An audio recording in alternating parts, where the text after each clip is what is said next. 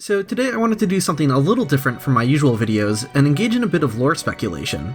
And this is a particular subject I don't think anyone has covered yet, the Vagrants of Dark Souls.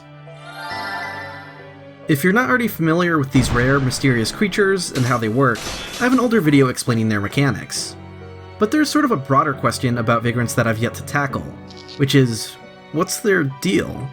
Why do they exist, and is there some kind of in-universe explanation for what's going on with them? We don't really have the answers to any of these questions, and to be blunt about it, they literally have no lore.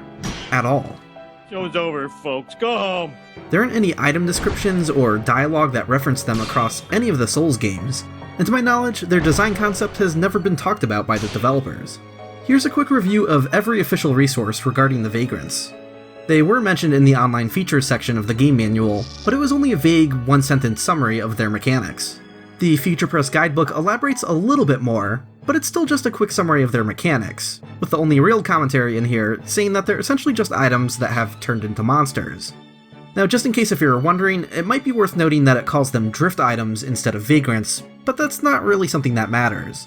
Vagrant is the name we see in the manual, drift item is what they're called in the guidebook, but internally, actually both of these names show up. When I talk about them, I think it's helpful to specify, as I'll refer to these as evil vagrants, good vagrants, or drift item bags, but it's also not wrong to call those first two things drift items. That is another valid name for them. They also got a small blurb in an IGN interview with the developers, but once again it was just another brief summary of their mechanics. It was really just listing them out among all of the online features, it wasn't stopping to talk about them. Lastly, their concept art was included in the DesignWorks book, but if you were hoping for any revelations from the notes here, there's just some very basic observations about their anatomy. Some of the handwriting was difficult to read, but according to Loki, it says something about a shell, their number of legs, and possibly something about an egg. Which, just by looking at them, I would already describe the good Vagrant as looking like an unhatched egg with legs, while the evil Vagrant is the hatched version. But I suppose it's good to have a little confirmation on the egg theme. But anyways, that's literally every first-hand and important second-hand resource on Vagrants that exists. There's no backstory and no explanation for what the developers were thinking, so where can we go from here? Well, I think we can make some reasonable guesses as to where this all came from, so I'd like to try and explore two topics here. What was the most likely design inspiration for the developers, and what were they thinking in terms of an in-universe justification?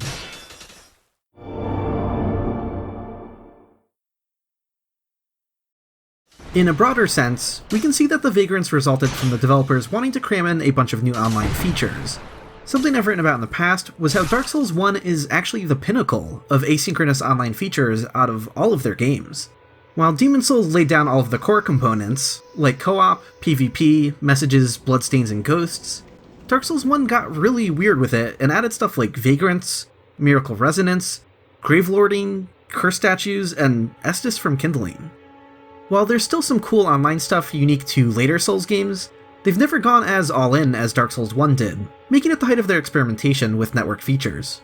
So on a very basic level, during the development of Dark Souls 1, I just imagine that the developers raised the question, what else can we do? And Vagrants were born from that. But I think we can get a little more specific than that, and here's my pitch. I believe Vagrants are a direct iteration of Crystal Lizards, and the developers likely thought of them as Crystal Lizards 2.0. Or even more specifically, I believe the Crystal Lizards of Demon's Souls were directly forked into two different paths, as the Crystal Lizards and Vagrants of Dark Souls. To get the Crystal Lizard similarities out of the way, I'd like to remind everyone that the good Vagrants behave exactly like them. They don't have any attacks, they're never hostile. The only thing they do when they see the player is run away and disappear. This similarity might seem lost with the evil Vagrants, who don't do that, but you know what they have as an unused attack animation? Disappearing. So while that's all very Crystal Lizard-like, why do I see this as like a direct fork from Demon's Souls, rather than just some weird new tangential thing? To make that make sense, we should review how the Crystal Lizards in Demon's Souls were different. In Demon's Souls, letting a Crystal Lizard get away was much harsher than it ever was in Dark Souls. When one gets away, it permanently despawns. In Dark Souls, you can just quit and reload to get one back, which really removed the sense of urgency in killing them properly. Now, there was a sort of counter system in Demon Souls where every time you killed a boss in that particular world, it would add another crystal lizard back to the same spawn location. So you can get them back in the same place a few times, which is interesting, but that doesn't change the fact that any specific one that runs away from you is still permanently lost. The developers realized this was perhaps a bit too harsh, so they ditched that system for Dark Souls and made it so that crystal lizards respawn. But is that all they did? To me, it really looks like they split them into two different directions. You basically got the crystal lizards that were more forgiving, and the crystal lizard variant that's less forgiving. Ones that do still permanently despawn when they get away, but on top of that they're a lot rarer because of how they're created. This all makes me wonder if the developers conceived this by imagining what happens when the crystal lizards get away. Where are they running off to? Where do they wind up? What's with those sick dance moves? The idea of them jumping into another player's world probably popped up, but being an important source of upgrade materials, they likely understood that they needed to more tightly control their presence in the game. Ditching the despawn and respawn system from Demon Souls, they weren't about to make it so a bunch of extra crystal lizards could just start showing up from other players' games. But the thought of these creatures escaping your game to wind up in someone else's was a concept that was too cool to ignore, so they created the Vagrants for that. And I find it interesting that the Future Press guidebook puts the crystal lizards and Vagrants alongside each other, in their own section. It could be a coincidence. If this came about because they decided on making a rare creatures section, there's not really anything else you could put in there, so that does already make sense without a deeper connection. But the creation of these guidebooks isn't a completely independent thing. There is some level of communication and resources that come to them from official sources. If they were sent some notes about the crystal lizards and Vagrants alongside each other, it could be because they were already grouped together for a reason. At least, it's hard for me to not see it that way at this point, but I suppose that's also how confirmation bias works.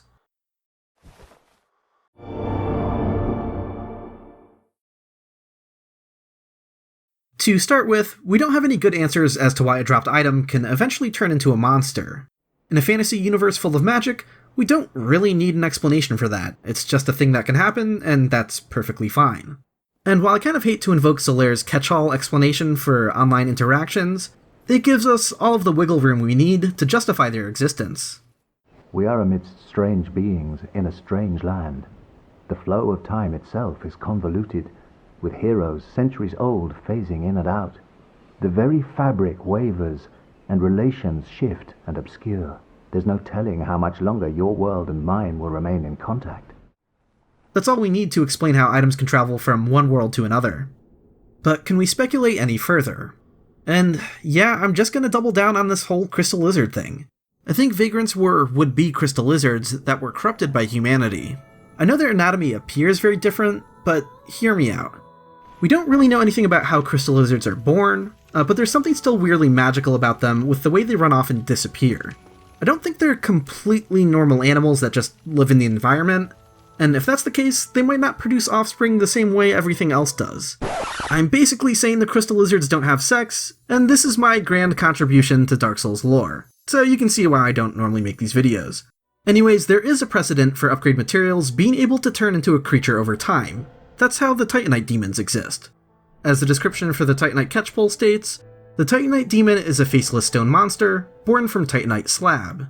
That's why they're headless. It's not like their head was cut off and they're undead, it was just never there, and what you see at their neck is most likely the core of the original Titanite slab that spawned them. I think we have something similar going on with the crystal lizards. Remember that they got a redesign after Demon Souls, where they originally looked more like a normal gecko with a bunch of smaller gems mixed into their scales. In Dark Souls, they got a much more prominent single gem that appears to be growing out of their back. Or perhaps, it's the rest of the crystal lizard that grew around that upgrade material. So, if crystal lizards are born of items, like Titanite demons and Vagrants, is there anything else that ties them more closely to Vagrants? Well, I've never forgotten this comment from Allison that mentioned how the Vagrant looks similar to Filinor's egg from Dark Souls 3. Filinor's egg looks a lot like an evil Vagrant. Perhaps that's to be expected of any egg that's cracked open and has black stuff inside. In the case of the evil Vagrant, they spawn solely from lost humanity, and they only drop humanity items, so whatever that weird dark mass is inside their broken shell has something to do with humanity. So while we're on high alert for being reminded of Vagrants here, what does this have to do with crystal lizards? I have to credit Ciretose from Reddit for bringing this to my attention a bunch of years back, But if you look at the concept art for Filinor's egg, the inside of the egg isn't just some generic black stuff. Instead, you can see these little bits sticking out, and what might be some gems in the middle. But these bits sticking out aren't just any random junk. It looks incredibly similar to the transposing kiln. And what is the transposing kiln made out of? It's made up of several crystal lizards stitched together. You can see it if you look closely at the icon, and also the item description outright states this. So yeah, those are a bunch of crystal lizard legs in there. That's weird. It's difficult to say whether or not the final model in-game stuck to this original concept. I've seen people suggest that it doesn't, as they clearly look pretty different from each other. But if you look closely, there is a piece in here that looks like it might be structured similarly to one of the crystal lizard's feet in the concept art, albeit more smushed into a blackened goo. The outer edges also seem to maintain that sort of ribbed structure we see in the concept art. And instead of light-colored gems, there appears to be a larger, single black gem in the center. Perhaps that's meant to be something like the centerpiece of a crystal lizard? I'm not really sure. But by this point, this design is evocative of both crystal lizards and vagrants, and I don't think that's a coincidence. I think they did adhere to the concept art to a certain extent, but just made the whole thing darker and perhaps more corrupted. And bear in mind that Filinor transports you into the far future after you break her egg, where she appears to cradle it and use its remnants somehow. So here's my next dumb-sounding lore pitch, but I'm going to say that Filinor and Ludlith from Dark Souls 3 are hackers, basically. No, I'm not kidding. The Vagrant's ability to travel through time and space seems to be hijacked as some sort of time travel mechanism.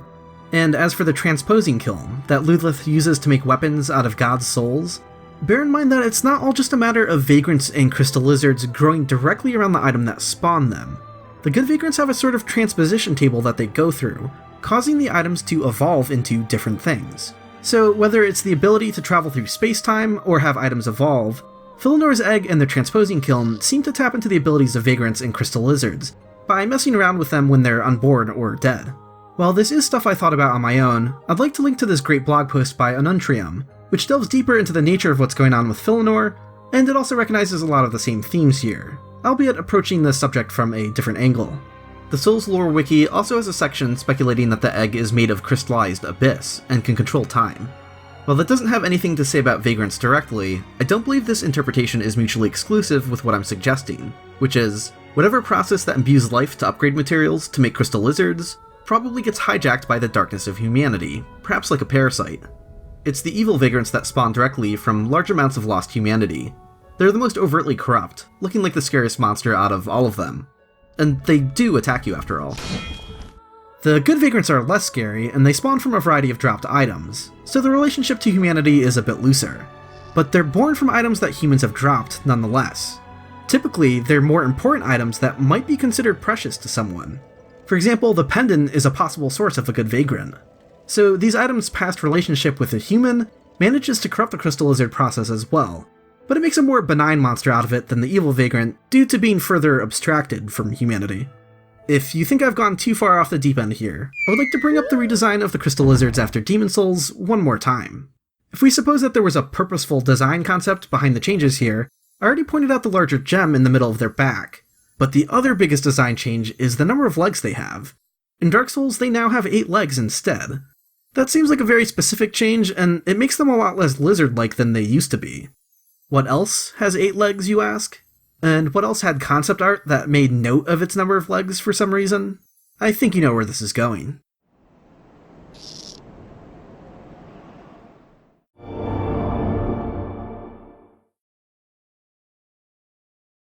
In conclusion, I think that everything mysterious about Vagrants is better understood by trying to understand their relationship to crystal lizards, both inside the universe and outside of it as well. I couldn't figure out a good spot to stick this in the video, but I also think the Vagrant's design is fitting for what they are. If you had to describe this aesthetic, what the heck would you call it? We have a monster with some tricky to describe anatomy, it's got some tendrils. I don't know about you, but it almost feels like it could be a baby of some kind from Lovecraftian lore. And with the whole traveling across parallel dimensions thing, it gives me some From Beyond vibes as well. Let me know what you thought of the video. Lore isn't my usual thing, and while I'd like to think I came up with some reasonable explanations, feel free to let me know if this went too far down the conspiracy theory rabbit hole for you. If you enjoyed this video, please consider subscribing and doing all of the usual things that help. You can also support me on Patreon. That's patreon.com/illusorywall.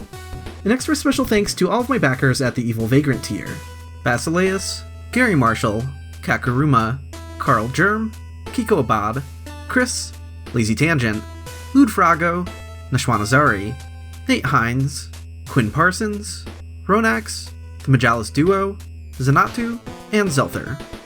Thanks again for watching.